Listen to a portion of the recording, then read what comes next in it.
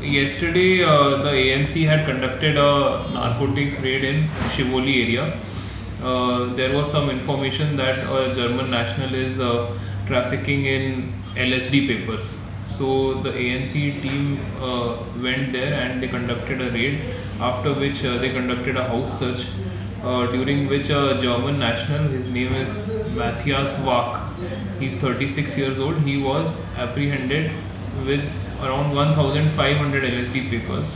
In the market value, their cost is around 75 lakh rupees. And it is far more than the commercial quantity of LSD in the NDBS Act. So we have booked him under those sections of commercial quantity of LSD. Since when he was in Goa, sir? He has been in India for some time. Uska there is a previous involvement in Himachal Pradesh also, and he has been in jail for 2-3 years there, and his visa has expired. He is claiming that he has just come to Goa, but we will have to verify that.